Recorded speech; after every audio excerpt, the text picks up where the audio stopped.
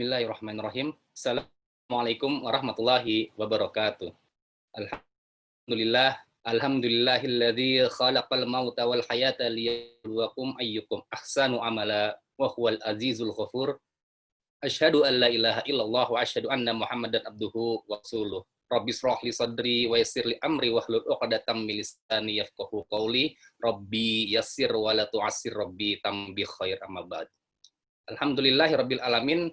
Patutlah kita bersyukur kehadirat Allah Subhanahu wa taala yang senantiasa memberikan kepada kita semua rezeki dan segala bentuk kenikmatan, sehingga alhamdulillah pada kesempatan malam hari ini kembali kita dipersatukan dengan niat baik, itu insya Allah kita akan bertalabul ilmi bersama guru kita tercinta.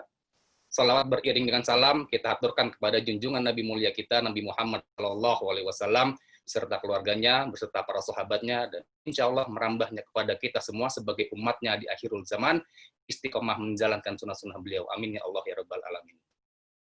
Yang kami hormati dan kami muliakan Ustadz kita, Gurunda, Ustadz Abi Maki, yang alhamdulillah sudah bergabung di tengah-tengah kita, dan juga seluruh tim, baik dari panelis ataupun teman-teman dari sahabat UI, dan juga tak lupa kepada seluruh ayah bunda, jamaah, live movement yang dirahmati Allah Subhanahu wa Ta'ala. Semoga dimanapun berada, naungan serta kasih sayang Allah Subhanahu wa Ta'ala menyertai kita semua. Amin ya Allah ya Rabbal Alamin.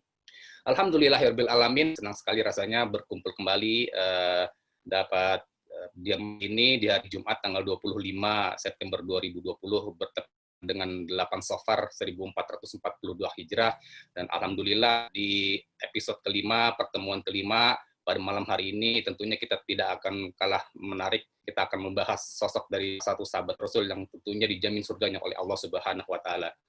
Dan juga ayah bunda jamaah live movement, kembali saya mengingatkan masih seperti episode-episode sebelumnya, kita masih akan memberikan free giveaway, beberapa giveaway untuk ayah bunda, untuk jamaah sekalian yang ingin berpartisipasi untuk merangkum kajian-kajian kita, merangkum setiap episode-episode kita, dan silakan ayah bunda upload di Instagram masing-masing, dan jangan lupa di tag dari @livemovement.id. Sekali lagi tagnya di @livemovement.id. Bagi para pemenang nanti insya Allah akan saya umumkan.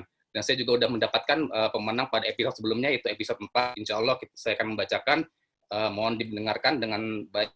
Yang pertama dengan akun Jurnalis Club _Intam, yang kedua dengan akun Risti Rahmadi, yang ketiga dengan akun Vicky Kusima, dan yang keempat terakhir dengan akun Iftitahul Farihah. Insya Allah bagi pemenang saya ucapkan selamat, dan silahkan menghubungi admin dari Live Movement. Mungkin bagi ayah bunda ataupun jamaah yang belum bergabung, untuk pemenang, kalau nanti di akhir sesi akan saya akan saya sebutkan kembali untuk para pemenang. Baik, tanpa mengulur waktu panjang lebar, saya ingin menegur Gurunda tercinta. Assalamualaikum warahmatullahi wabarakatuh, Abi. Waalaikumsalam warahmatullahi wabarakatuh. Sehat Mas Febri? Insyaallah. Alhamdulillah Abi sehat. Abi Alhamdulillah. Sehat juga, masih sehat kayaknya nih. Iya, masih di Tasik. Insya Allah kalau tidak ada halangan malam ini ataupun besok mungkin baru menuju ke Tasik, lihat situasi nanti insya Allah. Ya insya Allah, amin. Semoga Allah nantiasa memberikan kesehatan kepada Abi dan keluarga. Dan amin. Tentunya amin. Pada seluruh santri-santri yang ada di pondok. Amin ya Allah. Abi, insya Allah pada episode kelima ini, episode 4 episode sudah kita lalui, Bi. Tentunya kita sudah membahas sosok-sosok ataupun seorang sahabat Rasul yang dijamin surganya oleh Allah Subhanahu wa Ta'ala. Dan insya Allah pada kesempatan hari ini tidak kalah menarik sosoknya, yaitu Abu Ubaidah bin Al-Jarrah. Siapa sih sebenarnya sosok Abu Ubaidah bin Al-Jarrah sehingga Allah segitu istimewanya Allah memberikan surga langsung pada salah satu sahabat mulia ini ya Allah ya Rabbal Alamin. Silakan baik Abi untuk mempersingkat waktu, untuk Abi waktu dan tempat kami persilakan. Tafadhol Abi. Iya. Bismillahirrahmanirrahim. Assalamualaikum warahmatullahi wabarakatuh. Waalaikumsalam warahmatullahi wabarakatuh. Innal hamdalillah nahmaduhu wa nasta'inuhu wa nastaghfiruhu wa na'udzu billahi min syururi anfusina wa min sayyiati a'malina. May yahdihillahu fala mudilla lahu wa may yudlilhu fala hadiyalah. Asyhadu an la ilaha illallah wahdahu la syarikalah taqriran bihi wa tauhidan wa asyhadu anna Muhammadan abduhu wa rasuluhu amma ba'du. Allahumma la sahla illa ma ja'altahu sahla wa anta taj'alul hazna idza syi'ta sahla. Allahumma inna nas'aluka hubbak wa hubba man ahabbak wa hubba amalin yuqarribuna ila hubbika bi rahmatika ya arhamar rahimin. Amin ya rabbal alamin. Alhamdulillahirabbil alamin. Mudah-mudahan jumpa kita malam ini seluruhnya disertai dengan rahmat dan berkah Allah Subhanahu wa taala. Semoga seperti ini Allah kumpulkan dalam ukhuwah Islamiyah, saling mencintai karena Allah. Semoga seperti ini juga cinta kita yang dapat menyatukan kita semuanya di sorga Firdausil A'la bersama keluarga kita yang kita cintai dan sahabat-sahabat kita yang kita cintai, pastinya bersama Rasulullah dan para sahabat-sahabatnya yang agung yang kita cintai. Amin ya rabbal alamin. Hari ini atau malam ini insya Allah 1 jam ke depan kita akan membahas sosok yang sangat luar biasa. Namanya sangat terkenal, Abu Ubaidah ibn Jarrah. Kalau dicek dan dilihat keutamaan yang dimiliki oleh Abu Ubaidah bin Jarrah, bukan hanya sekedar kecerdasan, tapi beliau juga adalah orang yang sangat berani. Dan bukan hanya sekedar berani, tapi beliau juga sangat terkenal dengan ketawaduannya. Ini adalah Abu Ubaidah bin Jarrah. Setahap demi setahap kita ingin melalui ataupun mengetahui tentang Abu Ubaidah bin Jarrah. Abu Ubaidah bin Jarrah ini dilahirkan 13 tahun setelah Amul Fil, setelah tahun gajah. Berarti Abu Ubaidah bin Jarrah dilahirkan 13 tahun setelah Rasulullah dilahirkan. Bedanya Abu Ubaidah bin Jarrah bersama Rasulullah itu 13 tahun. Masuk Islamnya Abu Ubaidah bin Jarrah di usia saat beliau 27 tahun. Subhanallah. Berarti masih dalam keadaan muda Abu Ubaidah bin Jarrah ketika masuk Islam. Ibunya juga sangat terkenal, namanya adalah Umaymah. Iya. Dan punten, Umaymah juga masuk dalam keadaan Islam ataupun aslamat. Bapaknya Abu Ubaidah bin Jarrah ini wafat. Ada yang mengatakan wafatnya sebelum Islam. Tapi ada juga yang mengatakan wafatnya ketika perang Badar. Nanti kita akan bahas dalam kisah yang akan kita bahas malam hari ini. Jadi Abu Ubaidah, bapaknya ada menyatakan wafatnya itu sebelum Islam. Maksudnya apa? Sebelum Islam atau Rasulullah SAW diangkat menjadi Nabi dan Rasul, bapaknya Abu Ubaidah telah wafat. Namun ada yang menyatakan bapaknya Abu Ubaidah wafatnya saat perang Badar. Iya. Abu Ubaidah seperti tadi saya sampaikan, Islamnya di usia 27 tahun. Tergolong masih muda, tergolong masih kokoh dan kuat, dan lagi kokoh-kokohnya, kuat-kuatnya, baik itu secara fisik khususnya. Iya. Dan Abu Ubaidah ini, subhanallah, kalau dilihat daripada penciptaan ataupun namanya khuluqiyan, ya, tubuhnya, kulitnya, wajahnya itu sangat mirip sekali dengan Abu Bakar As-Siddiq. Dan memang Islamnya Abu Ubaidah bin Jarrah itu adalah atas ajakan, atas pemaparan daripada Abu Bakar As-Siddiq. Jadi kalau Abu Bakar As-Siddiq memiliki teman yang dekat dengannya, pasti temannya itu tidak terlalu jauh sifatnya seperti Abu Bakar. Kalau seandainya kita melihat seseorang, bagaimana sifatnya orang itu, maka lihat temannya. Iya, lihat temannya. Jangan bertanya kepada orangnya, kamu sifatnya kayak apa sih? Jangan nanya begitu. Iya, tapi bertanya sama temannya ataupun lihat temannya. Pasti temannya kayak seperti itu dan begitu dan begitu. Teringat ketika kami belajar di Timur Tengah sana. Kita akrab dengan satu orang syekh, satu orang ulama. Maka sudah siap-siap akan ketemu dengan ulama lainnya. Kenapa? Karena syekh itu akan punya teman ulama lagi. Dan punya teman ulama lagi, ulama lagi, ulama lagi. Karena ulama akan kumpulnya dengan para ulama. Dan nyambungnya pembicaraan ulama itu dengan para ulama. Karena yang tahu kealiman seseorang yang alim itu adalah orang alim. Itulah yang terjadi. Iya. Jadi kalau seandainya, punten, kita sudah berteman dengan seseorang ahli apa, di bidang apa, siap-siap nanti kita akan ketemu orang yang ahli seperti teman yang baru Anda kenal tersebut. Kenal dengan seorang dokter. Insya Allah nanti akan ketemu lagi dengan dokter yang lainnya. Kenapa? Karena dia punya dokter yang lainnya dan nanti terus akan ketemu dokter ini, dokter ini, dokter ini. Seperti itu. Karena punten, dokter ya pasti sangat tahu siapa dokter-dokter yang lainnya. Insinyur sangat tahu siapa insinyur-insinyur yang lainnya. Maka punten, Abu Bakar As-Siddiq berteman dengan Abu Ubaidah bin Jarrah, dengan Thalhah bin Ubaidillah, ya dengan Sa'id bin Zaid. Kenapa? Karena memang itu adalah usikum wa iyaya nafsi bitaqwallah. Ini adalah lihat bagaimana Abu Bakar As-Siddiq berteman dan kepada siapa Abu Bakar As-Siddiq menyampaikan tentang syariat Islam. Orang-orang cerdas, orang-orang berani, orang-orang para pemuda, termasuk Abu Ubaidah bin Jarrah. Abu Ubaidah bin Jarrah dilihat dari postur tubuh, tingginya sama dengan Abu Bakar As-Siddiq. Iya. Lalu dengan mengatakan kulitnya ataupun agak kurusnya itu mirip dengan Abu Bakar As-Siddiq. Jadi kalau ada orang yang baru jumpa dengan Abu Bakar As-Siddiq, lalu setelah itu ketemu dengan Abu Ubaidah bin Jarrah, maka akan tadi orang yang sama apa bukan? Karena saking miripnya. Ya, mirip dengan Abu Bakar As-Siddiq. Seperti jenggotnya mirip dengan Abu Bakar As-Siddiq, kulitnya mirip dengan Abu Bakar As-Siddiq, tingginya mirip dengan Abu Bakar As-Siddiq. Itulah yang terkenal dengan namanya Abu Ubaidah bin Jarrah. Dan Abu Ubaidah bin Jarrah ini, yabta'idu anis syahwat. Apapun yang berkaitan dengan syahwat, yang namanya syahwat, yang melalaikan terhadap ibadah pada Allah, apapun, maka Abu Ubaidah bin Jarrah sudah membuat jarak dengan hal-hal yang membahayakan dalam syariat Islam. Sudah nggak dipakai sama Abu Ubaidah bin Jarrah. Iya. Bahkan dia sangat terkenal mutawadhi sekali. Mutawadhi orang yang sangat tawadhu. Maka pun Rasul Shallallahu Alaihi Wasallam sangat mencintai Abu Ubaidah. Sangat mencintai Abu Ubaidah. Jadi satu waktu Rasul Shallallahu Alaihi Wasallam ditanya, siapa orang paling cintai? Iya, dengan matan Abu Bakar. Terus siapa lagi?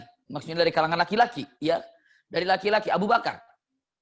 Siapa lagi ya Rasulullah? Umar bin Khattab. Lalu siapa lagi Rasulullah? Abu Ubaidah bin Jarrah. Subhanallah. Iya, sampai Rasulullah mengatakan kalimatnya, nikmar rajul Abu Ubaidah. Sedahsyat dan sebaik-baiknya laki-laki itu ya seperti Abu Ubaidah. Inilah Abu Ubaidah bin Jarrah. Bahkan Umar bin Khattab sangat mencintai Abu Ubaidah. Usikum wa iyaya nafsi bitaqwallah. Sampai Umar bin Khattab mengatakan, aku akan menyerahkan kekhalifahanku setelah aku wafat kepada Abu Ubaidah bin Jarrah. Itu dari Umar bin Khattab.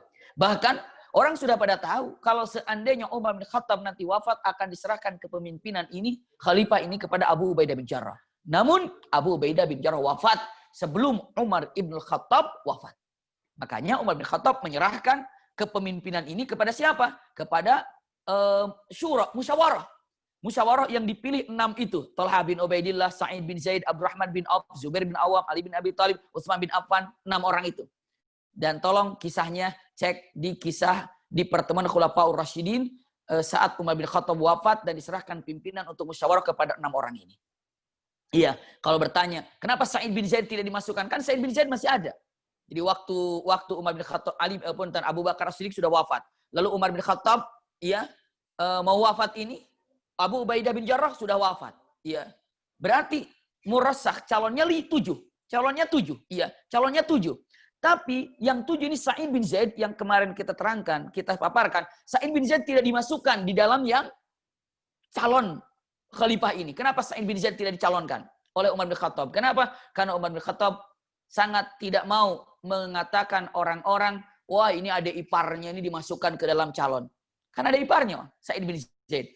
Umar bin Khattab tidak mencalonkan Sa'id bin Zaid. Kenapa? Karena orang takut mengatakan, oh ini kan calon iparnya, udahlah calon ipar ini kan ada iparnya, udah ada iparnya saja. Tidak dimasukkan ke sana.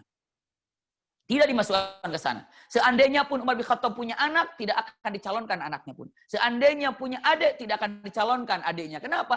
Ya, karena Abu Ubaidah bin Jarrah punten Umar bin Khattab untuk menjaga hal ini. Maka Abu Ubaidah bin Jarrah sudah wafat, maka calon saat itu kepemimpinan 6. Silakan musyawarah dengan 6 ini dan akhirnya terpilih siapa? Utsman bin Affan. Silakan ulangi lagi kisah daripada Utsman bin Affan bagaimana menjadi khalifah. Iya.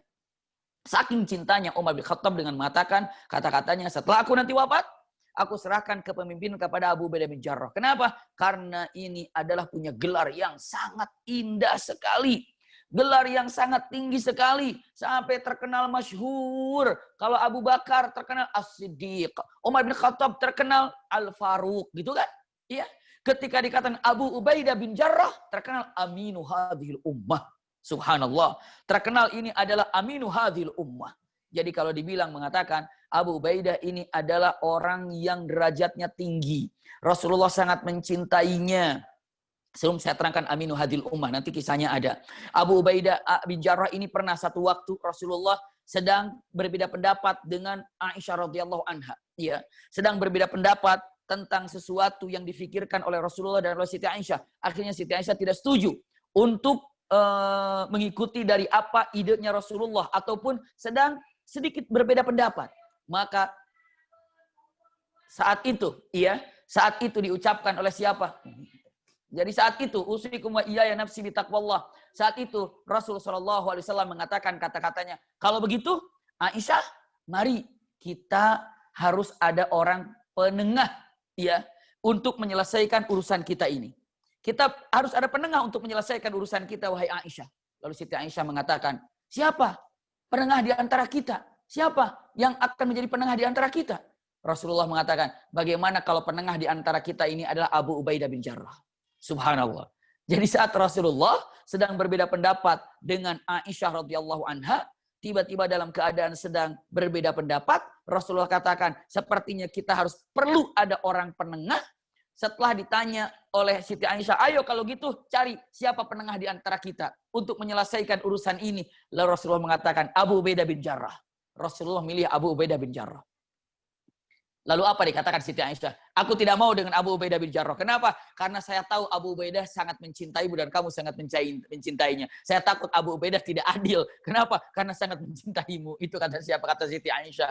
Lalu saat itu Rasulullah mengatakan, sudah kalau gitu kita berdua saja selesaikan urusan ini. Dan selesai. Iya. Tapi bagaimana Rasulullah menjadikan Abu Ubaidah bin Jarrah sebagai penengah antara dirinya dengan Siti Aisyah. Subhanallah. Ini peristiwa yang sangat luar biasa terjadi menunjukkan ketinggian ataupun kemuliaan ataupun derajat yang tinggi Abu Ubaidah. Kenapa tinggi derajatnya? Jawabannya, punten, bukan hanya sekedar keberaniannya, bukan daripada kecerdasannya, tapi yang tadi saya gambarkan ketawaduannya. Semakin orang ini tawadu, maka Allah semakin mengangkat derajatnya.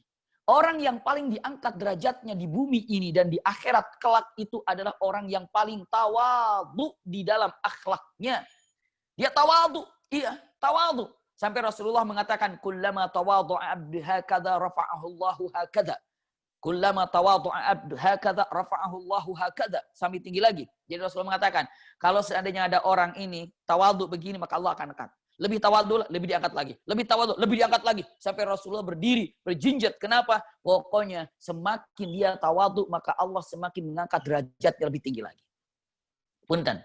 Siapa yang paling diangkat derajatnya dari hamba Allah yang ada di muka bumi ini? Bahkan dari seluruh makhluk yang Allah ciptakan. Siapa yang paling tinggi diangkat derajatnya oleh Allah Subhanahu wa taala? Jawabannya adalah siapa? Rasul sallallahu alaihi wasallam. Pertanyaannya, kenapa Rasulullah adalah orang yang paling tinggi derajatnya? Jawabannya, karena Rasulullah adalah orang yang paling tawadhu. Kalau ingin diangkat derajatnya oleh Allah Subhanahu wa taala, pandailah bertawadhu. Tidak sombong. Iya, tidak sombong. Tapi subhanallah tawadhu, rendah hati. Masya Allah, iya.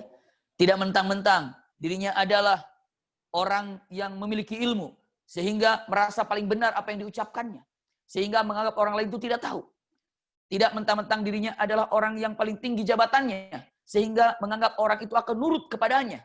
Tidak mentang-mentang dirinya orang kaya. Sehingga menganggap orang lain itu adalah orang yang tidak punya. Dan dia menganggap adalah, oh dengan harta itu ada segala-galanya untuk mencapai kebahagiaan. Tidak. Abu Ubaidah bin Jarrah tinggi derajatnya karena ketawaduannya. Jadi kalau bilang sahabat yang tawadu, ya Abu Ubaidah bin Jarrah. Usikum wa iyaya nafsi bitaqwallah. Iya. Kita lanjutkan. Abu Ubaidah bin Jarrah juga sangat terkenal dengan ucapan Amirul Umara. Masya Allah. Amirul Umara. Artinya adalah kalau dikatakan kalimatnya ada Amirul Umara. Artinya pemimpin dari para pemimpin. Masya Allah. Ya.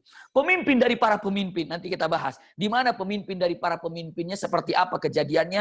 Insya Allah sebentar lagi kita akan bahas. Ya. Jadi dengan tawaduknya Abu Ubaidah bin Jarrah demikian. Satu waktu Umar bin Khattab pernah datang ke Quds, ya. Datang ke Quds, ya. Lalu mampir ke rumahnya Abu Ubaidah bin Jarrah karena beliau ini sebagai gubernur di Kufah. Pimpinan di Kufah, ya. Orang nomor 1 di Syam, begitu ya. Maka saat itu datang Umar bin Khattab untuk berjumpa dengan siapa? Abu Ubaidah bin Jarrah. Lalu dengan mata, ya Abu Ubaidah, izinkan aku datang ke rumahmu. Aku ingin dong datang ke rumah gubernur yang ada di sini. Aku ingin dong datang ke rumah pimpinan atau nomor 1 di Syam ini. Lalu Abu Ubaidah bicara, untuk apa ke rumah saya ya Amirul Mukminin? Enggak, saya ingin ke sana. Enggak usah ya Amirul Mukminin, saya pengen datang ke sana. Begitu datang ke rumahnya, punten didapatinya 4 zira, ya, atau saifan, ziraan, wa khubzan, wa inaan. Hanya 4. Rumah orang nomor 1 di Syam. Hanya ada 4 isinya. 1 ada pedang, yang kedua perisai, yang ketiga roti kering, dan yang keempatnya adalah tempat minum, ina ataupun mangkok ataupun gelas. Subhanallah. Itulah yang dimilikinya. Itulah yang dimilikinya. Itu yang dimiliki oleh Abu Ubaidah bin Jarrah. Ya. Yang mana Allahu Akbar. Semua dunia sangat mengenalnya saat itu siapa Abu Ubaidah bin Jarrah. Tapi begitu masuk ke rumahnya hanya 4 saja yang ditemukan di dalam rumahnya. Hanya itu saja. Lalu Umar bin Khattab mengatakan kata-katanya, kalimat yang disampaikan. Subhanallah. Aina mata'uka ya Aba Ubaidah. Mana hartamu? Mana yang kau punya wahai Abu Ubaidah? Subhanallah. Wa anta amir. Bukankah kamu ini pemimpin? Lalu Abu Ubaidah mengatakan innama huwa jadi balighunal maqil. Artinya ini aja yang aku punya itu berat sekali untuk membawa ke akhiratnya. Subhanallah. Ya. Apalagi kalau saya punya itu dan punya ini sudah cukup dengan saya ini dengan apa yang dimilikinya. Lalu Umar bin Khattab mengatakan kata-katanya, subhanallah, fabaka Umar. Umar bin Khattab menangis ketika jawaban disampaikan oleh Abu Ubaidah bin Jarrah, dan Umar bin Khattab mengatakan, ghayyaratna dunya illa anta ya Abu Ubaidah. Wahai Abu Ubaidah, dunia telah merubah kita semuanya. Dunia telah merubah kita semuanya. Kecuali engkau yang tidak bisa dirubah oleh dunia. Yang tadinya orang ini, Masya Allah, rajin ngaji. Setelah sibuk dengan dunia yang dimilikinya, jarang ngajinya. Yang tadinya rajin ke masjid, setelah dunia menggenggamnya karena dia sibuk dengan dunia, udah jarang lagi ke masjidnya. Subhanallah. Iya. Yang tadinya mendapatkan, Masya Allah, kesolehannya luar biasa. Baik ke sana, baik kemari. Tapi setelah dia menjadi seorang pemimpin, apa dia setelah menjadi sukses dengan dunianya, atau dia telah melair gelar apa, maka kebaikan itu, ketawaduannya itu sirna dan hilang. Gara-gara apa? Gara dunia yang telah merubahnya. Khairatna dunya illa anta ya Aba Ubaidah. Dunia telah merubah kami semuanya, wahai Abu Ubaidah. Tapi engkau sama sekali tidak bergeming dan tidak berubah sekecil apapun dengan dunia yang ada di genggamanmu. Tidak berubah dunia, apa yang ada di sekelilingnya. Usikum wa iyaya nafsi bitaqwallah. Ini adalah tentang Abu Ubaidah dengan ketawaduannya. Walaupun dia seorang pemimpin, nomor 1 di Syam, tapi tidak merasakan kalau dirinya harus punya itu, dia harus ini, tidak dengan ketawaduan yang dimilikinya. Ini adalah dahsyat Abu Ubaidah. Subhanallah. Iya. Sampai satu waktu, punten, saya akan sampaikan kalimat yang sangat indah sekali ketika yang disebut dengan aminu hadhil ummah. Iya. Rasul Shallallahu Alaihi Wasallam dengan mengatakan laqabnya Abu Ubaidah dengan mengatakan aminu hadhil ummah. Artinya adalah orang kepercayaan umatku. Orang yang paling nomor 1 dalam urusan kepercayaan. Maksudnya apa? Orang kepercayaan umatku. Orang yang bisa memegang amanah dari umat Rasul Shallallahu Alaihi Wasallam. Semuanya. Jadi umat Rasul Shallallahu Alaihi Wasallam nomor 1-nya untuk menjadi orang yang dapat dipercaya ataupun orang yang amanah itu adalah Abu Ubaidah bin Jarrah. Maka dikatakan aminu hadhil ummah. Iya. Kunyahnya Abu Ubaidah. Nama aslinya Amir bin Abdullah al-Jarrah atau Amir bin Abdullah bin Jarrah. Nama aslinya Amir. Amir bin Abdullah bin Jarrah. Makanya yang sangat terkenal bukan Amir bin Abdullahnya tapi Abu Ubaidah bin Jarrah. Iya, nama aslinya Amir bin Abdullah bin Jarrah. Lakabnya ini adalah aminu hadhil ummah. Kunyahnya adalah Abu Ubaidah. Saya lanjutkan perkataannya. Hadis yang mengatakan Rasulullah mengatakan inna likulli ummatin aminan wa aminu hadhil ummah Abu Ubaidah. Sesungguhnya setiap umat itu ada orang yang paling bisa dipercaya.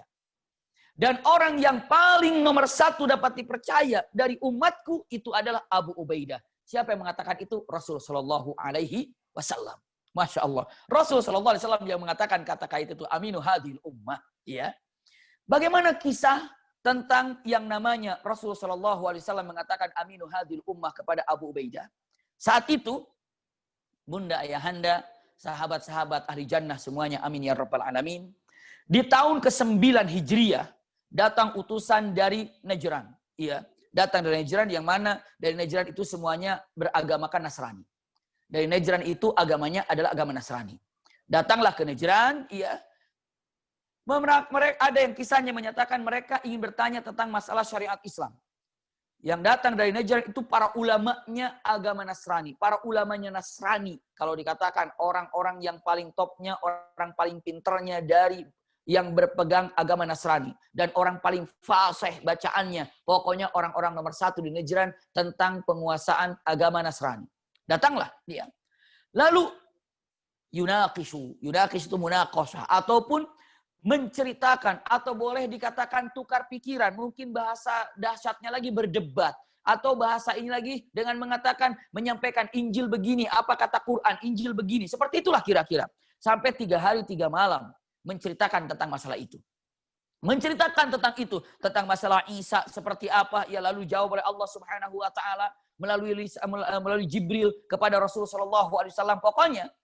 Apa yang terkandung dalam surah Ali Imran. Dari ayat pertama. Ya, dari ayat pertama sampai ayat 80.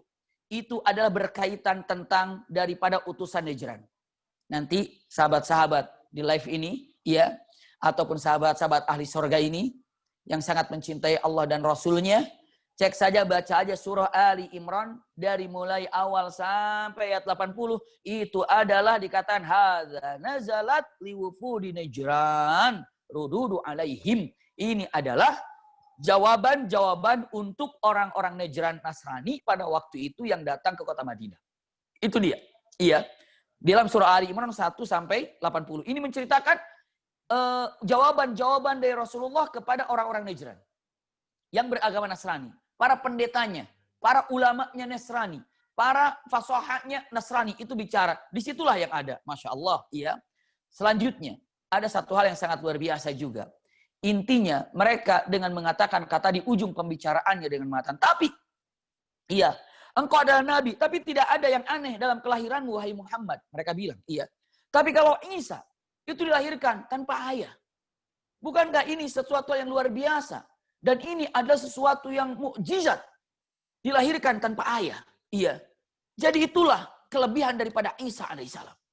Maka punten, jawaban yang indah yang disampaikan Rasul sallallahu alaihi wasallam dengan kata-kata yang sangat indah. Ingat kata Rasul sallallahu alaihi wasallam. Kalaulah Anda mustaghrib, kagum dan takjub dengan seseorang yang lahir tanpa ayah, iya, ada lagi berarti yang harus lebih membuat Anda takjub yang lahir tanpa ayah dan tanpa ibu. Yakni adalah Adam alaihissalam. Adam alaihissalam lahir tanpa ayah dan tanpa ibu. Adanya Adam tanpa ayah dan tanpa ibu. Subhanallah. Dan Anda kagum dengan Isa alaihissalam tanpa ayah. Tapi ada juga yang hadir ke muka bumi ini tanpa ibu. Tapi ada ayah. Kaget. Siapa? Itu adalah Hawa. Hawa ini tercipta dari tulang rusuknya Adam. Dan dia ini ada, punten Hawa itu ada karena Adam. Jadi Hawa ini adalah ada ayah tanpa ibu.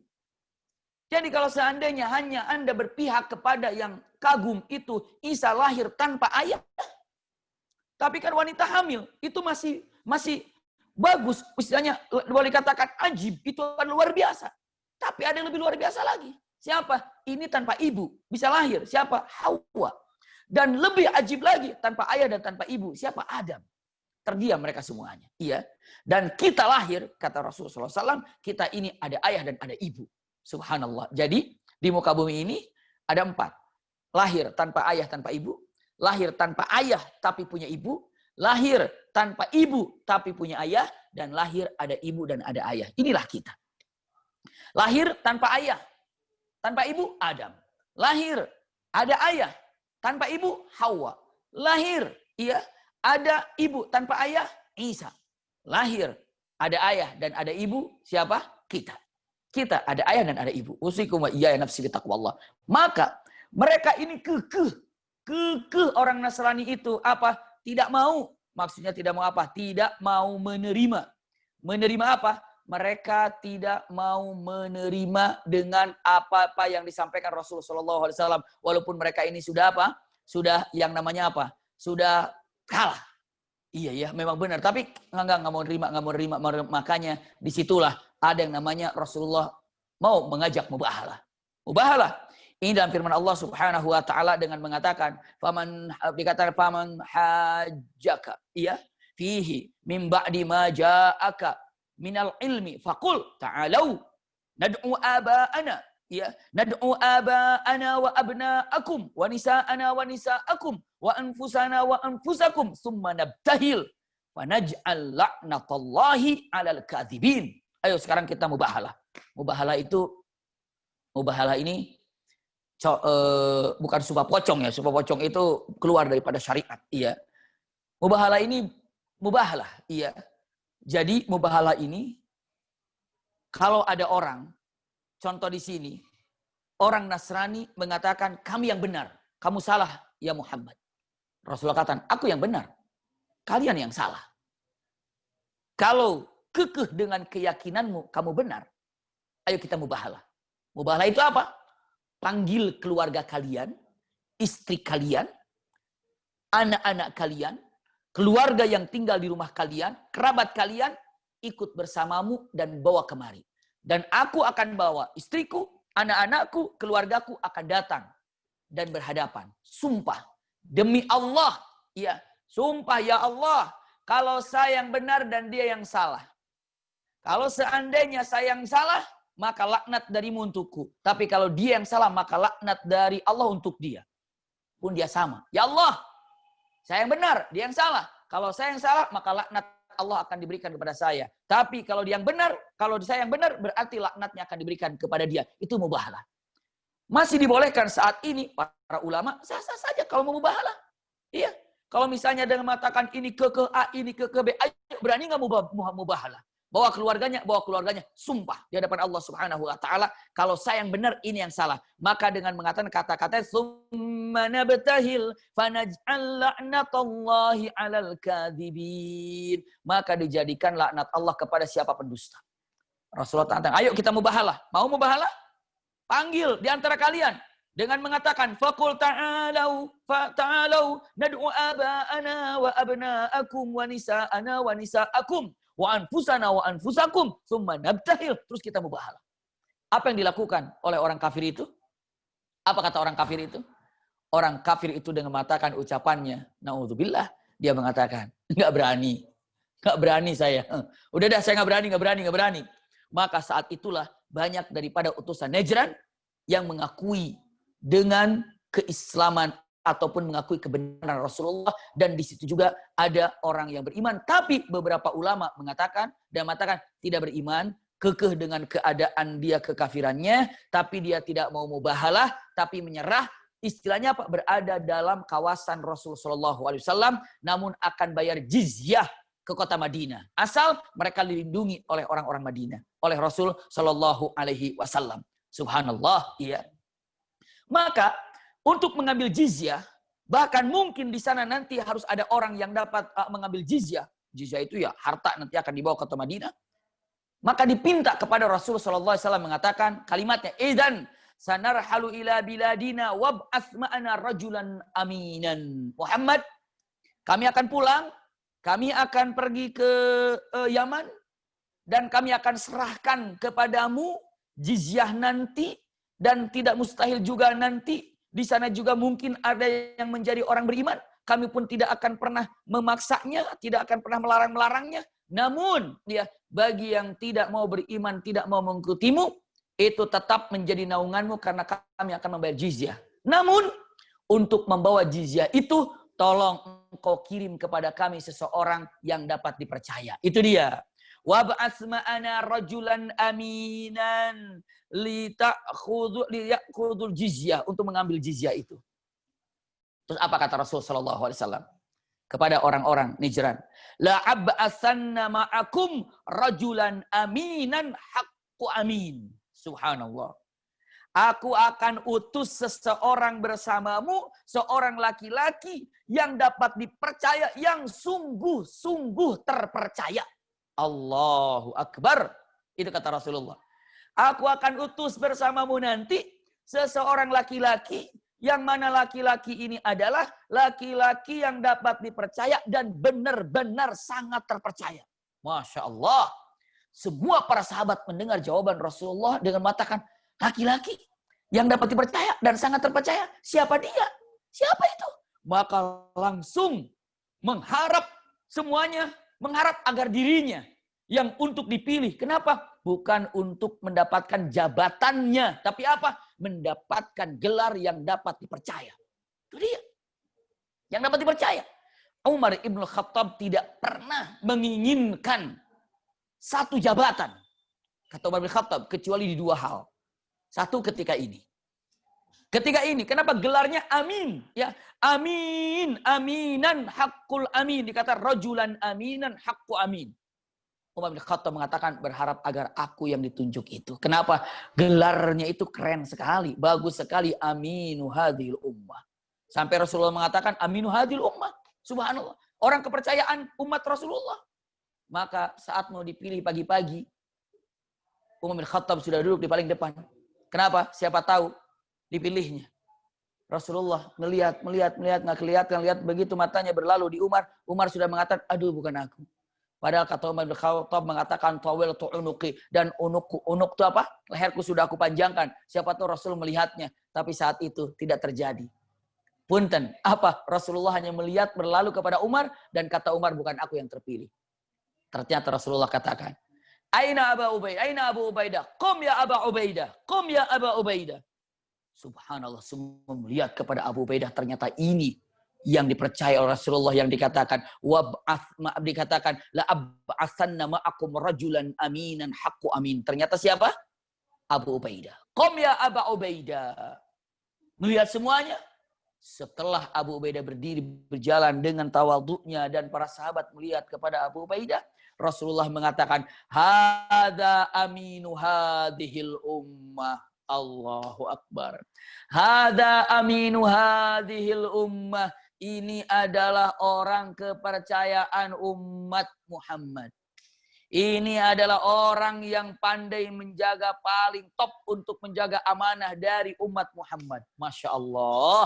Semua mengatakan Allahu Akbar. Abu Ubaidah ini mengatakan, tergelar aminu hadil ummah. Fa'arsala ma'awafdin Najran ilal Yaman. Selanjutnya berangkatlah Abu Ubaidah bersama orang-orang Najran ke Yaman. Masya Allah. Ya. Selanjutnya, Abu Ubaidah bin Jarrah hijrah. Hijrahnya ke mana? Hijrahnya itu Abu Ubaidah itu ke mana? Ke Yaman. Pertama kali ke Habasyah. Ke Habasyah, iya.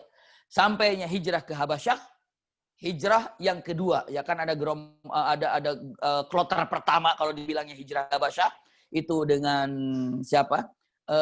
Ja'far bin Abi Thalib, iya. Lalu yang keduanya itu berangkat lagi karena ke Habasyah itu ada yang pertama dan yang kedua. Yang kedua Abu Ubaidah bin Jarrah berangkat ke Habasyah, iya. Sampai berangkatlah ke Habasyah dan tsumma raja ila Makkah, ya. Terus dia kembali ke Mekah, terus balik lagi ke sana. Kenapa Abu Ubaidah tapi belum sampai untuk ke Mekahnya? Kenapa? Sampai balik ke Mekah karena pada waktu itu di malam ataupun di waktu zuhur, ada matan zuhur di waktu zuhur, kalau tidak keliru para ulama mengatakannya di waktu zuhur, iya. Saat itu Rasul sallallahu alaihi wasallam salat. Ya, dalam keadaan sholat itu membacakan ayat, dikeraskan surat An-Najm. Dalam surat An-Najm. Dan orang-orang mukminin mendengarkan surat An-Najm. Termasuk orang kafir juga mendengarkan surat An-Najm yang dibaca oleh Rasul sallallahu alaihi wasallam.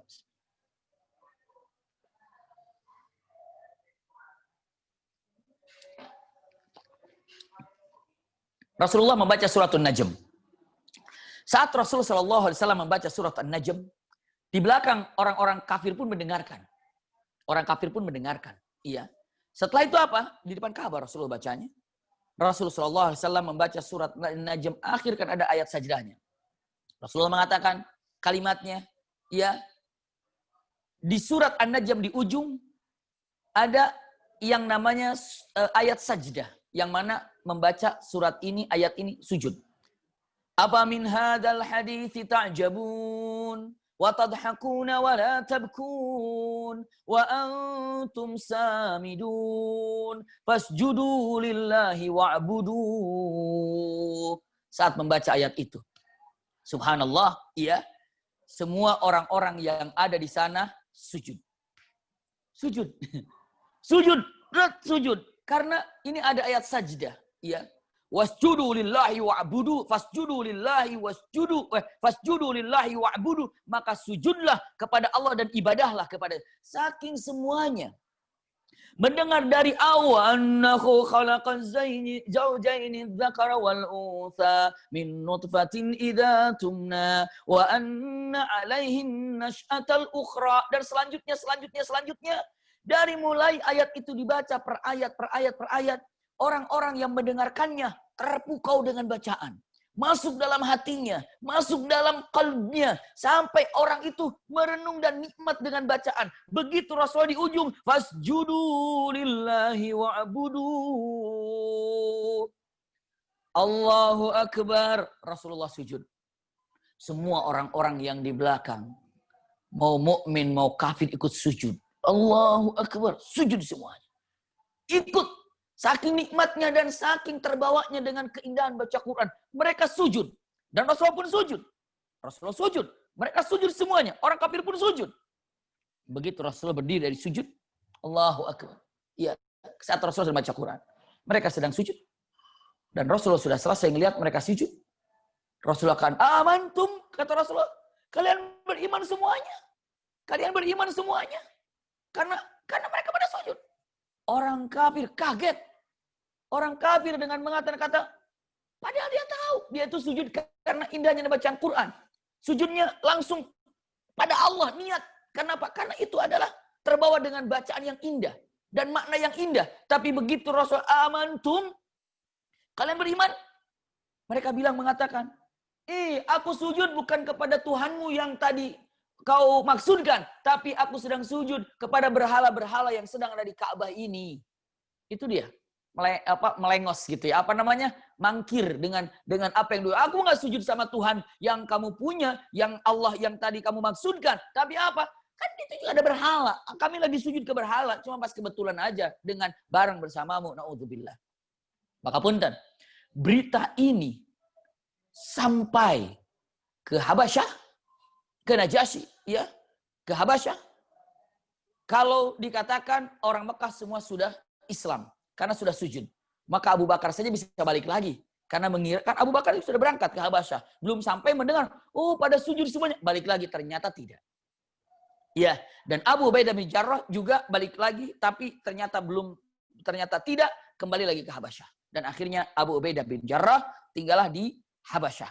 Ya, tinggal di sana dan hijrahnya ikut di Habasyah di hijrah yang kedua. Ini adalah Abu Ubaidah bin Jarrah. Iya, saya lanjutkan. Saat Abu Ubaidah di Habasyah, tinggal Abu Ubaidah di Habasyah. Usikum wa iyaya nafsi bitaqwallah. Iya. Dan saat ada perintah Rasulullah untuk hijrah meninggalkan Mekah ke kota Madinah, maka Rasulullah pergilah meninggalkan kota Mekah pindah ke kota Madinah. Berangkatlah Rasulullah dari kota Mekah menuju kota Madinah, ya.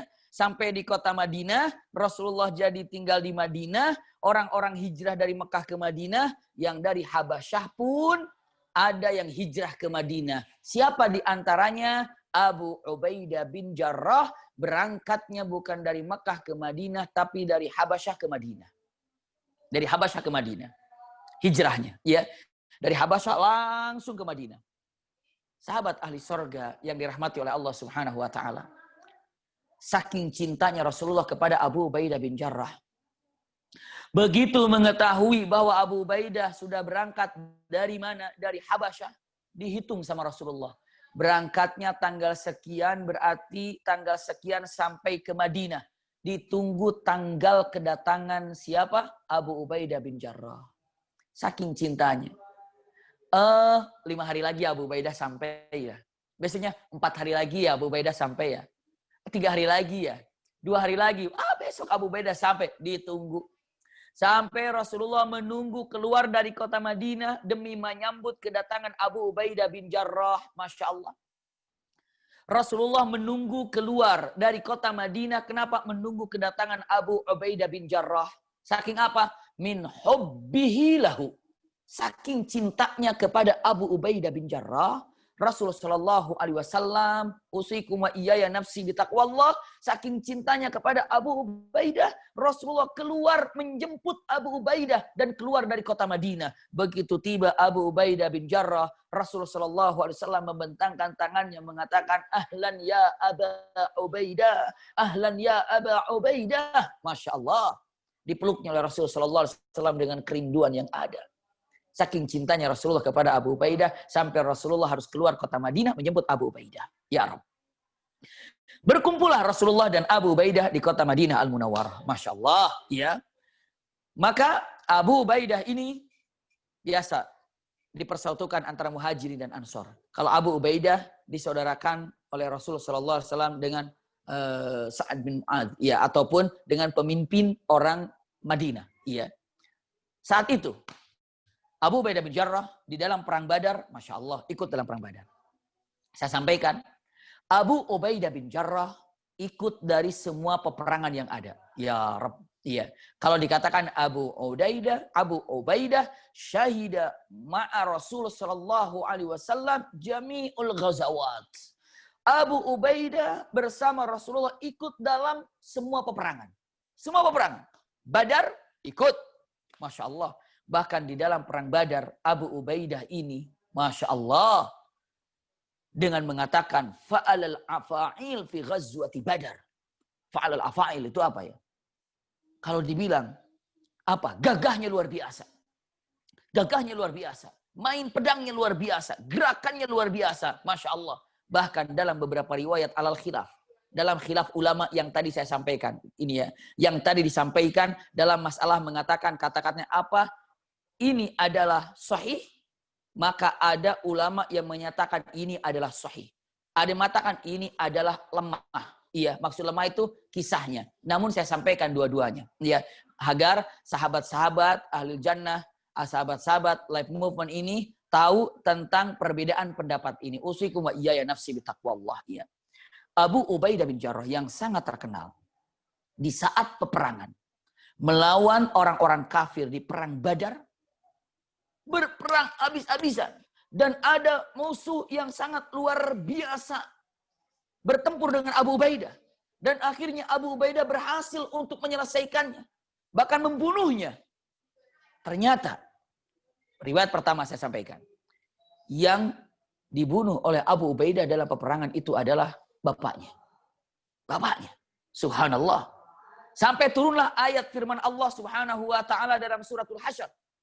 La tajidu qauman yu'minuna billahi wal yaumil akhir yuwadduna man haddallaha wa rasulahu walau kanu aba'uhum aw abna'ahum wa ikhwanahum wa ashiratahum ulaika kataba fi qulubihimul iman wa ayyadahum bi ruhim minhu.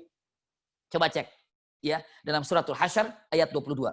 Kamu tak akan mendapati kaum yang beriman kepada Allah dan hari akhirat saling berkasih sayang dengan orang-orang yang menentang Allah dan Rasulnya. Sekalipun orang itu adalah bapak-bapaknya, atau anak-anaknya, atau saudara-saudaranya, ataupun keluarganya mereka. Maka beberapa ulama ahli tafsir mengatakan ayat ini adalah sebagai pujian kepada Abu Ubaidah bin Jarrah karena ayahnya dalam keadaan kafir dan ingin membunuh kepada Abu Ubaidah bin Jarrah, dan Abu Ubaidah sudah berusaha untuk tidak terbunuh dan akhirnya karena terpaksa dalam keadaan seperti itu maka terbunuhlah ayahnya oleh Abu Ubaidah bin Jarrah. Karena apa? Ya memang dia adalah seseorang yang ingin menghancurkan orang-orang mukminin.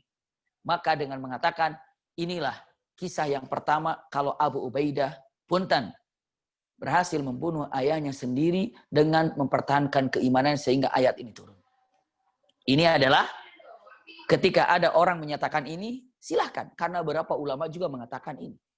Tapi ada juga dengan mengatakan kalimatnya, bukan. Yang dibunuh oleh Abu Ubaidah ini adalah bukan ayahnya, tapi pamannya. Iya. Karena apa? Karena yang namanya ayah dan paman itu adalah satu derajat. satu apa namanya ya? Kalau dibilangnya satu apa? Kalau dibilangnya adalah paman itu kan derajatnya seperti ayah. Iya. Paman ini derajatnya seperti ayah. Punten, untuk lebih jelas saya cek di sini ya. Paman ini adalah gerakannya seperti ayah.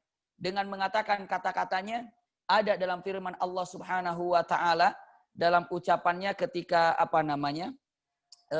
Nabi Ishak, ma ta'buduna min ba'di, gitu kan? Apa yang akan kau sembah setelah aku meninggal? Iya.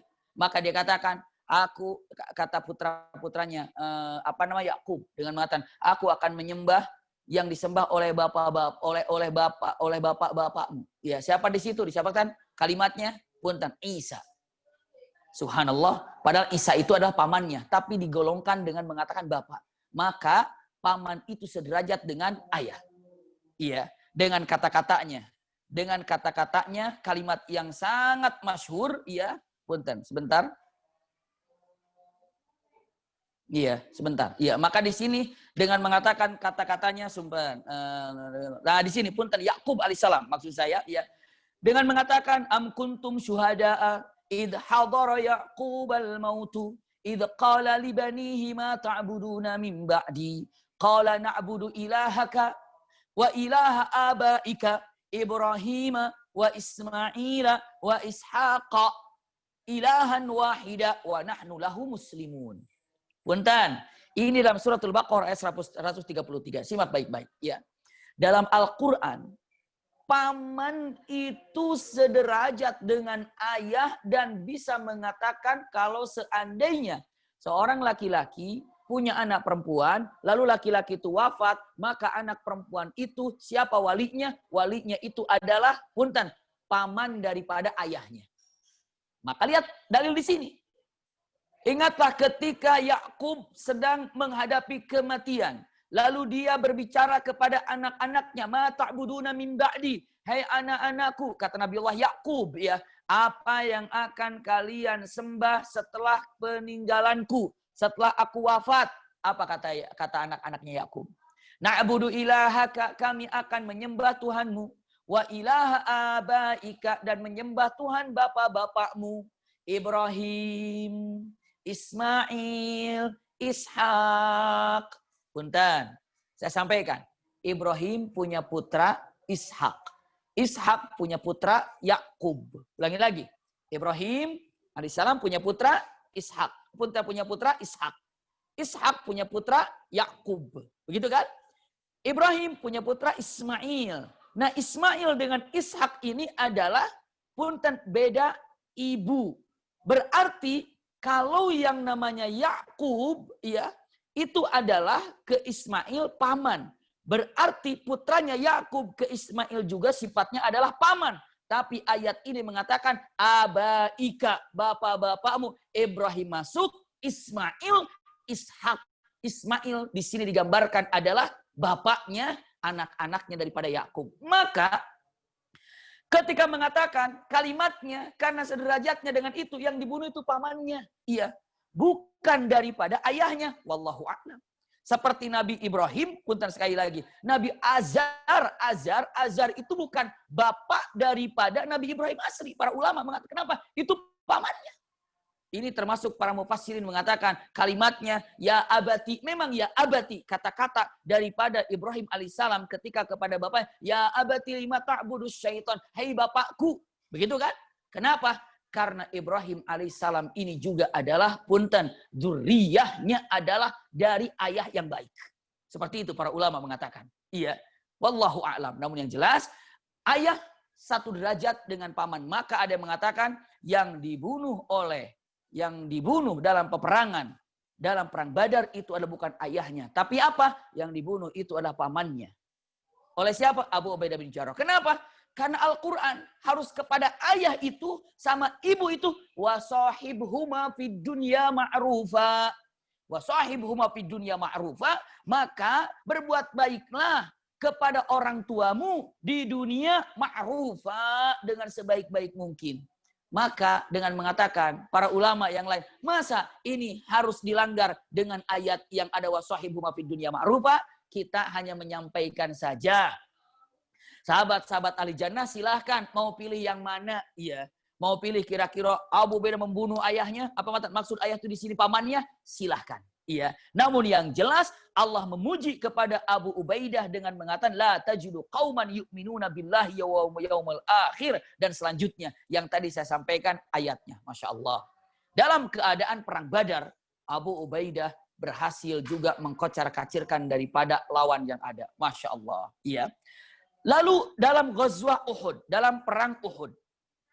Dalam perang Uhud yang terjadi apa? Abu Ubaidah bin Jarrah, iya, ataupun kalimat yang sangat terkenal, ada yang namanya Abdullah ibn Qami'ah ataupun ibn Qami'ah, iya, ibn Abi Qami'ah. Ibn Abi Qami'ah ini adalah saat Rasulullah Shallallahu Alaihi Wasallam terjatuh dari kudanya, maka ibn Abi Qami'ah ini, naudzubillah, iya, dia melihat Rasulullah dalam keadaan sudah terjatuh. Maka dia lari dengan kudanya dengan mengatakan kata-kata yang sangat keji. Apa kata Ibn Abi Qami'ah? Dia mengatakan ucapannya, na'udzubillah. Kamatan khudha minni ya Muhammad fa ana Ibn Abi Qami'ah. Gitu. Sambil membawa pedangnya. Khudha minni ya Muhammad fa ana Ibn Abi Qami'ah. Sambil pedangnya digini kan. Nih ambil, rasakan pukulanku, ingat namaku Ibn Abi Qami'ah. Gitulah kira-kira. Jadi menekan Rasulullah, menghujani Rasulullah dengan pedang yang ada. Nih rasakan pukulanku ya Muhammad, dan ingat namaku, ini aku adalah Ibn Abi Qami'ah. Ternyata dipukulnya Rasulullah SAW. Dan biasanya kan kalau medan perang ada helm besi ya. Dan helm besi itu ada rantai ke sininya. Dan Rasulullah agak sedikit terjatuh. Dan dihajarnya rantai ini. Pas tepat rantainya itu masuk di bagian ini Rasulullah SAW. Ada yang mengatakan di jumjumahnya. Masuk, track. Sehingga rantai itu ada di dalam. Rantai itu di dalam. Dan lepas, dan masuk ke dalam. Masuk ke dalam. Subhanallah, masuk ke dalam. Ada yang mengatakan di sebelah sininya. Ada yang mengatakan di pipinya, ada yang mengatakan di sini. Tapi yang jelas pun kena di bagian gerahamnya dan beberapa gigi dalamnya copot Rasulullah SAW. Karena pedang. Jadi kalau pedang itu menghantamnya begini, ya begini menghantamnya, karena tertangkis jadi pinggirnya yang kena. Pedang harusnya begini, jadi pinggirnya. Maka ini yang kena, ya, dan yang di sini masuk ke dalam. Dan Rasulullah terjatuh. Lalu saat Ibn Abi Qami'ah mengatakan, Ana ibn Qami'ah, Rasulullah mengatakan, Akma'akallah. Artinya Rasulullah begitu dihantam oleh Ibn Abi Qami'ah, Rasulullah sampai terjatuh dan Rasulullah mengatakan ucapan akma'akallah, semoga Allah menghancurkanmu. Kalau akma'akallah tuh gini, kalau misalnya kalau misalnya ada gelas gitu ya, tahattamat, ada gelas dari kaca, saya lemparkan lalu jatuh, bang, itu akma'akallah. Itu akma, artinya pecah, hancur, berantakan. Rasulullah mengatakan akma'akallah, Allah yang akan menghancurkanmu. Allah yang akan memporak-porandakanmu. Dan Rasulullah jatuh. Ya, dalam keadaan jatuh, Ibn Abi Qami'ah teriak dengan kerasnya. Dengan mengatakan, Qataltu Muhammad. Qataltu Muhammad. Aku telah membunuh Muhammad. Aku telah membunuh Muhammad. Kata Ibn Abi Qami'ah. Sambil berlari.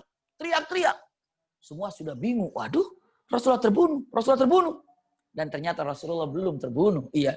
Maka disitulah, punten, yang banyak beberapa sahabat merapat, termasuk Abu Ubaidah bin Jarrah merapat dengan Rasulullah. Di situ ada Sa'ad bin Abi Waqqas, di situ ada Talha bin Ubaidillah, di situ ada Abu Bakar As-Siddiq, di situ ada Umar bin Khattab, dan di situ ada beberapa orang Ansor, 4 atau sampai 6 orang Ansor, dan di situ ada wanita yang gagah berani menjaga daripada Rasulullah SAW. Siapa di situ? Siapa namanya? Masih ingat? Nusaybah radhiyallahu anha. Iya, Nusaybah ada di situ. Dan punten, ada juga Fatimah di sana. Dan untuk menyelamatkan naik ke atas bukit atau ke Gunung Uhud. Lihat, ya, rantai yang menancap di tubuh Rasulullah atau di bagian kepalanya Rasul Shallallahu Alaihi Wasallam yang tidak bisa dikeluarkan. Pakai itu nggak bisa karena di dalam, Iya. Maka saat Abu Bakar berusaha untuk mau mengambilnya, Abu Ubaidah bin Jarrah mengatakan, Da'ni ya Abu Bakar, izinkan aku untuk mengambil daripada rantai atau besi yang ada di bagian kepala Rasulullah SAW, di wajah Rasulullah.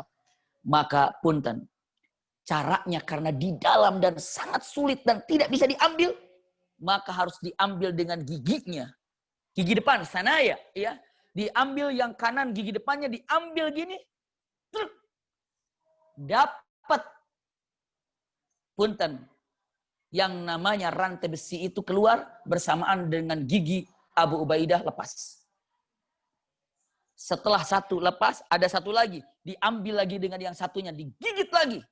Dapat lagi. Dan ternyata, punten. Dua-duanya sekarang lepas. Jadi ompong. Ompong giginya Abu Ubaidah bin Jarrah. Subhanallah. Ompongnya gigi Abu Ubaidah bin Jarrah. Punten. Saya tanya sama sahabat-sahabat ahli jannah semuanya. Kalau ada gigi yang ompong. Seganteng-gantengnya orang, secantik-cantiknya orang, kalau pas dilepaskan gigi tengahnya, yang dua itu, ompong itu, jadi makin cantik, makin ganteng, apa jadi jelek? Jawabannya, jadi kurang bagus. Malah jadi lucu, jadi bahan tertawaan. Tapi tidak untuk Abu Ubaidah. Satu-satunya di dunia mungkin begitu ompong tengahnya walakinna zada jamalan amrun ajib. Para ulama mengatakan min ahsanil fam, dan begitu gigi tengahnya hilang, begitu gigi nyelahnya tidak ada, semua orang yang memandang Abu Ubaidah malah memandang Abu Ubaidah semakin ganteng, semakin pas, semakin luar biasa. Itulah salah satu yang membuat semuanya kagum terhadap Abu Ubaidah. Lepas gigi yang dua itu malah semakin gagah, semakin ganteng nampaknya. Masya Allah.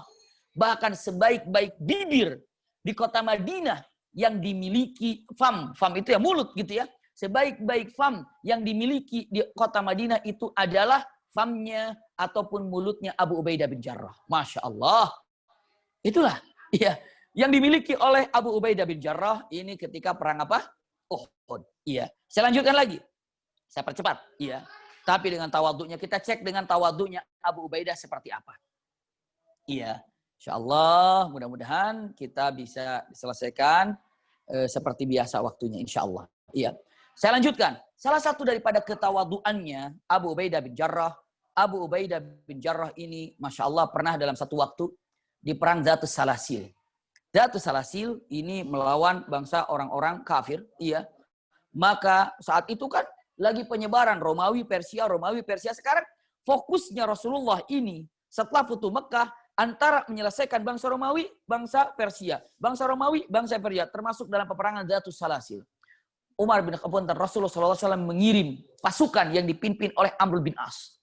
Amr bin As berangkat dengan ratusan mujahid. Berangkatlah ke Dhatus Salasil.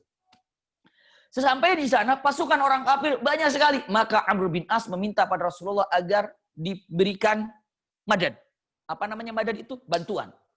Maka Rasulullah memberikan bantuan dengan jumlah yang sama. Tapi di dalamnya ada kibarus sahabah. Di dalamnya ada orang-orang para sahabat yang luar biasa. Ada Abu Bakar di sana. Ada Umar bin Khattab. Siapa pimpinan yang ditunjuk Rasulullah? Abu Ubaidah bin Jarrah. Masya Allah. Abu Ubaidah bin Jarrah. Pimpinan dalam peperangan. Tambahan untuk Amr bin As. Di bawahnya ini adalah para pemimpin nomor 1 dari para sahabat. Sebelum berangkat, Abu Ubaidah dipanggil oleh Rasulullah SAW. Apa kata Rasulullah SAW? Ya Abu Ubaidah. Iya. Kamu pemimpin untuk pasukan ini berangkatlah. Iya. Tapi nanti di sana ikut saja apa yang diinginkan oleh Amr bin As. Subhanallah. Maksudnya ikut apa yang dikatakan Amr bin As. Iya.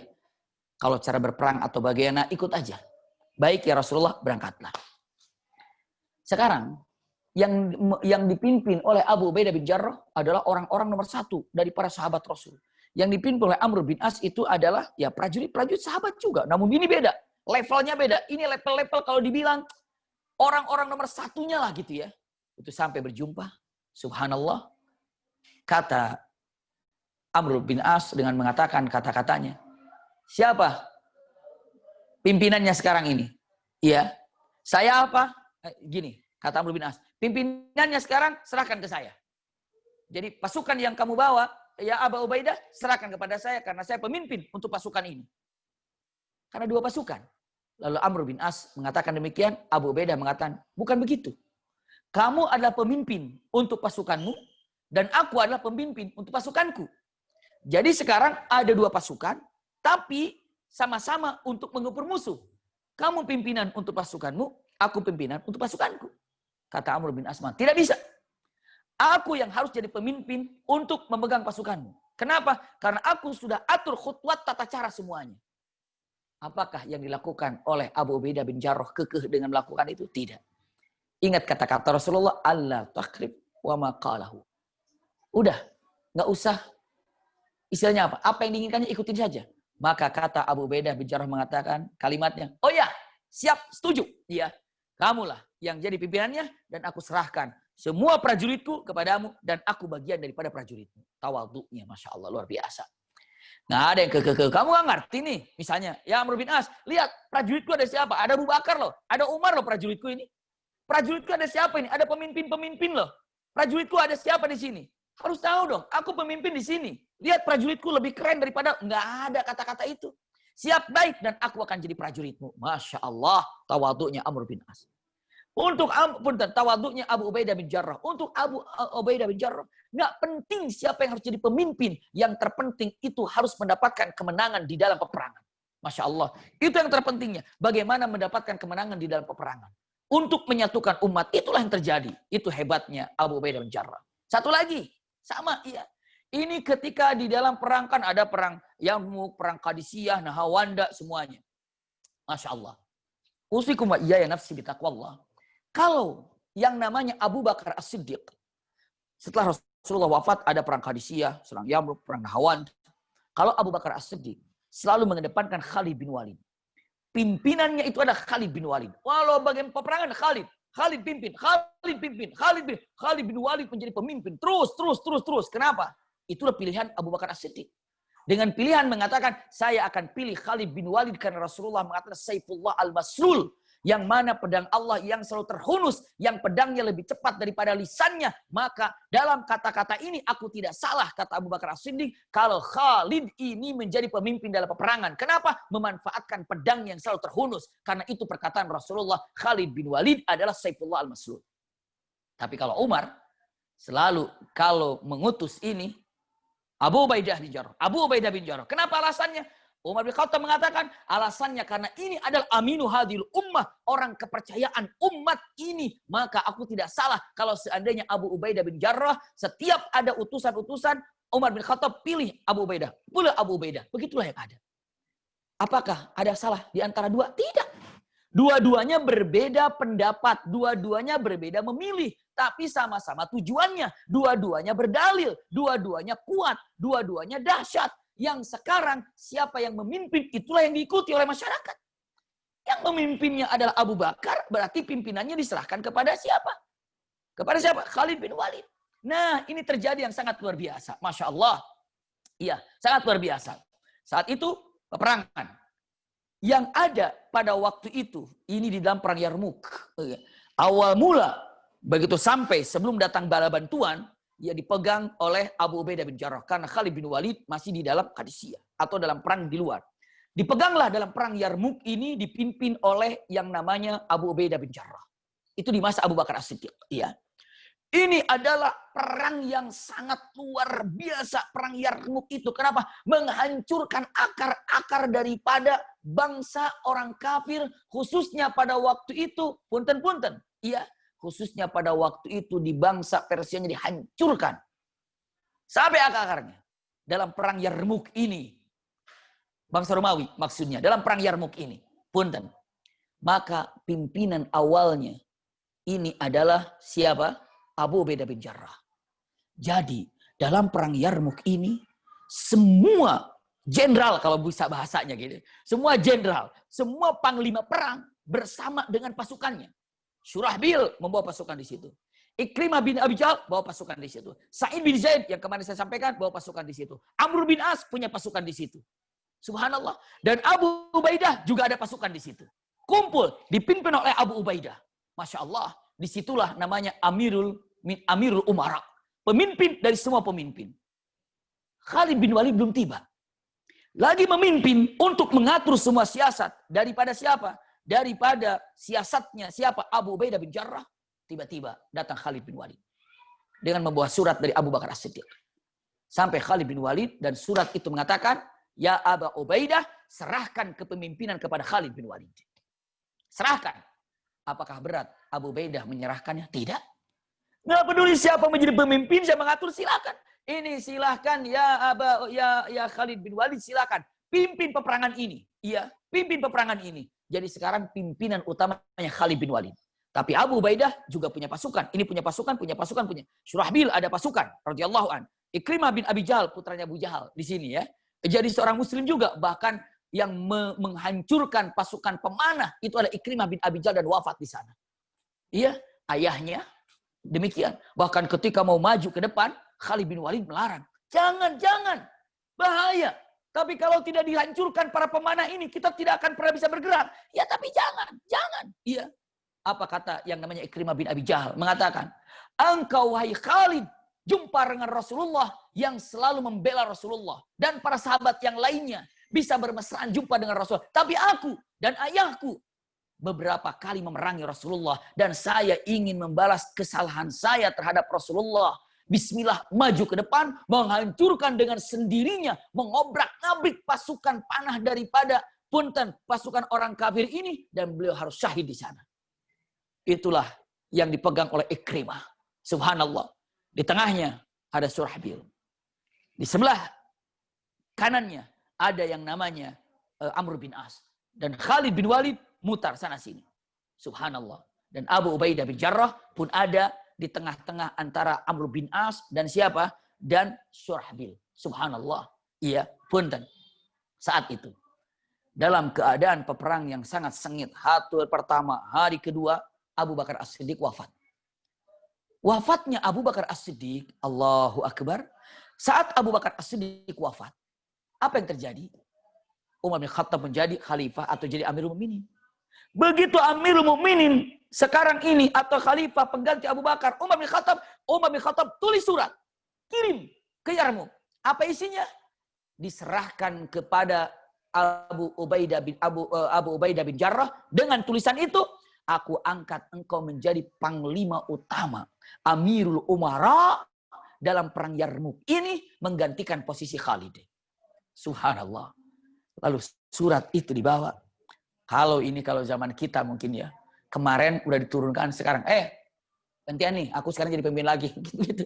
Tapi apa katakan Abu Ubaidah? Disimpan surat itu dan disembunyikannya. Kenapa? Karena takut mengganggu konsentrasi Khalid yang telah mengatur khutwatnya. Ternyata hari surat itu sampai, Khalid bin Walid belum tahu. Masih karena yang namanya pemimpin dalam peperangan juga harus pemimpin dalam sholat. Pemimpin dalam sholat, pemimpin dalam peperangan. Jadi yang namanya amir, pemimpin utama dalam peperangan itu harus jadi pemimpin imam sholatnya. Masya Allah. Pastinya beres bacaannya. Pastinya benar-benar luar biasa. Pemimpin itu ya bukan hanya pemimpin di medan perang, pemimpin sholat juga. Maka hari pertama surat itu dibawa oleh siapa? Abu Ubaidah bin Jarrah, tidak kasih tahu kepada siapa? Khalid bin Walid. Hari berikutnya tidak dikasih tahu Khalid bin Walid.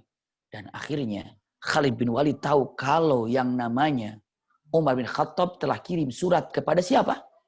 Abu Ubaidah bin Jarrah untuk menggantikan posisinya.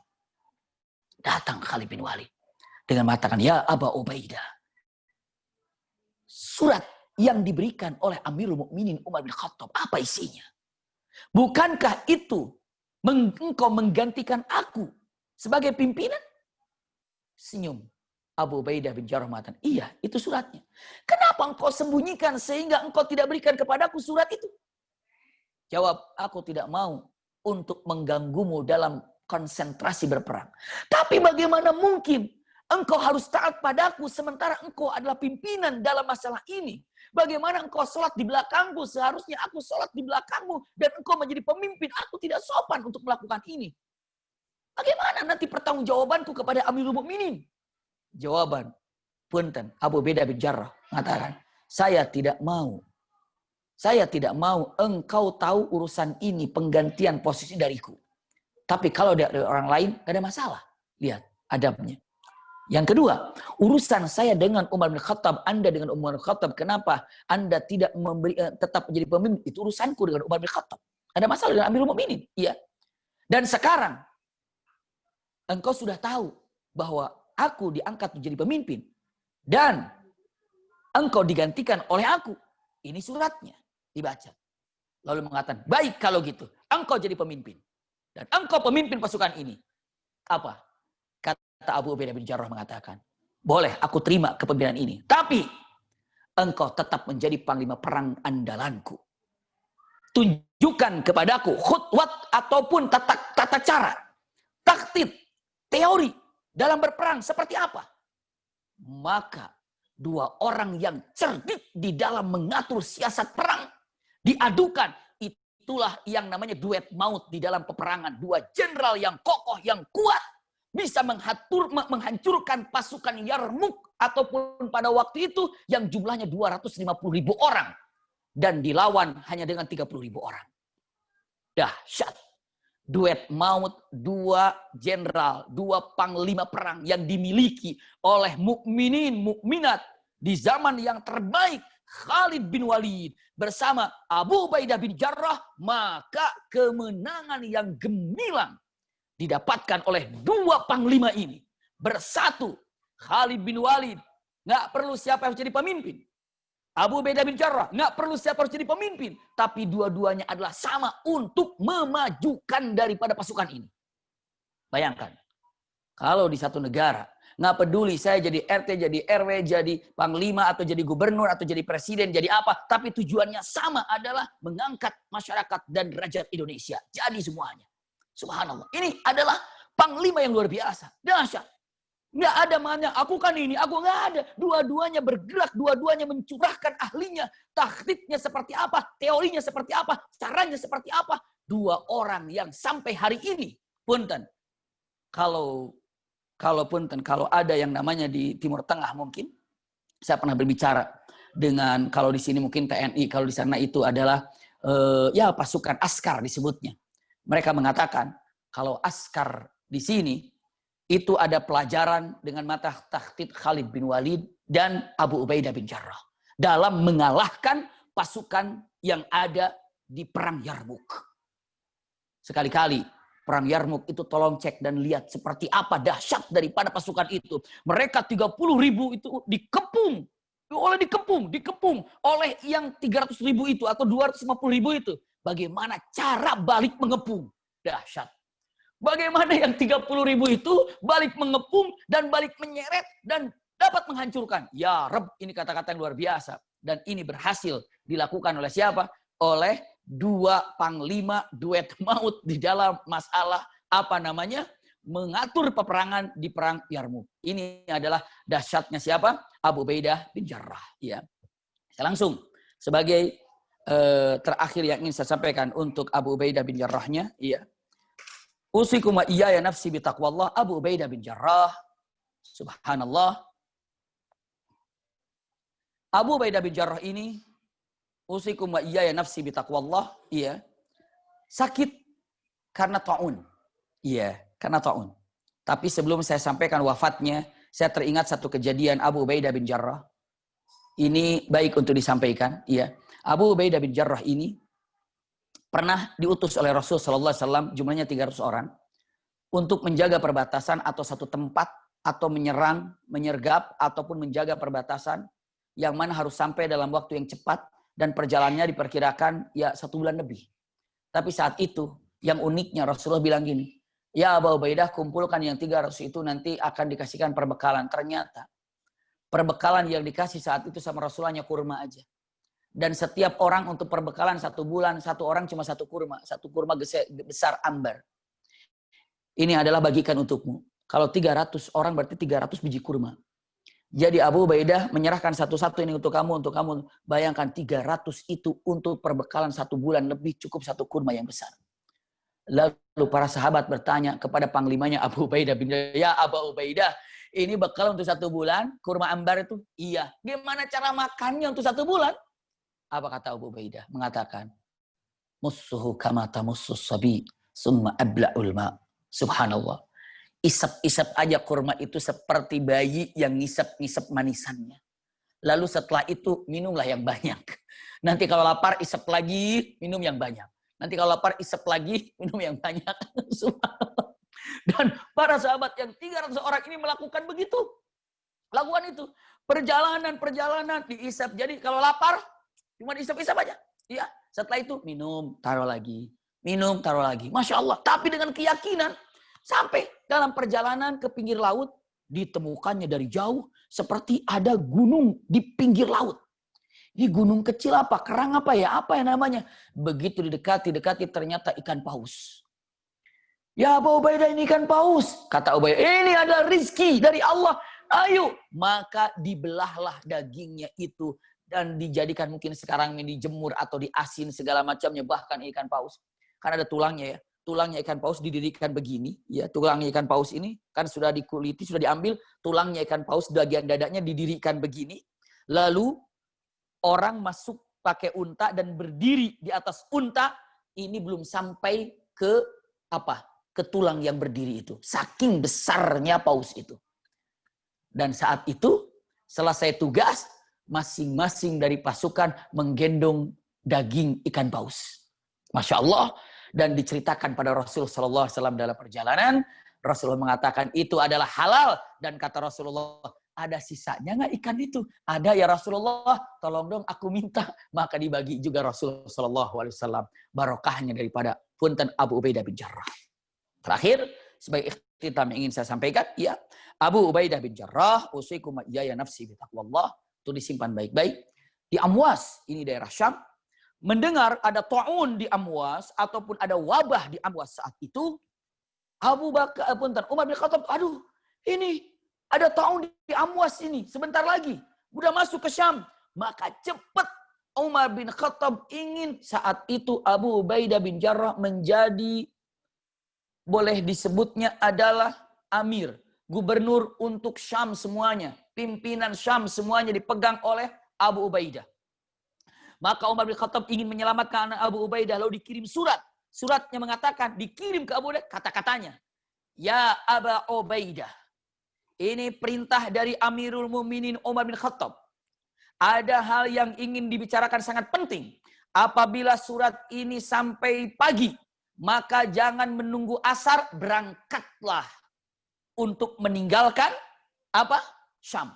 Dan apabila surat ini sampai sore, ulangi lagi, apabila surat ini sampai pagi, jangan menunggu sore, berangkatlah saat itu juga. Dan apabila surat itu sampai sore, jangan nunggu pagi, berangkatlah tinggalkan Syam. Intinya segera berangkat. Penting katanya. Maka langsung yang namanya Abu Ubaidah membaca, mengerti kalau dirinya ingin diselamatkan karena ta'un yang ada. Lalu apa yang disampaikan oleh Abu Ubaidah bin Jarrah? Dalam hatinya, saya tidak mungkin meninggalkan masyarakat. Maka ditulis surat oleh Abu Ubaidah kepada Amirul Mukminin.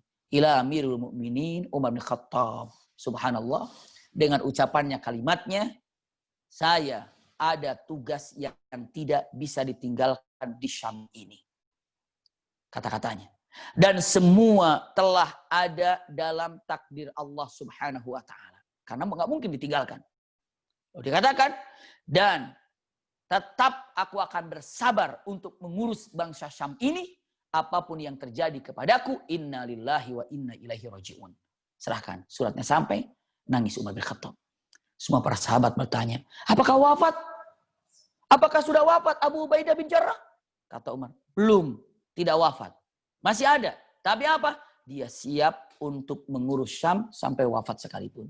Maka akhirnya Abu Ubaidah terkena punten wabah tersebut dan wafatlah di mana? Di Amwas. Dan wafatlah Abu Ubaidah bin Jarrah di Amwas pada tahun 18 Hijriah di usia 85 tahun. Inilah kisah Abu Ubaidah bin Jarrah. Insyaallah yang akan datang kita akan berjumpa dengan kisah Thalhah bin Ubaidillah.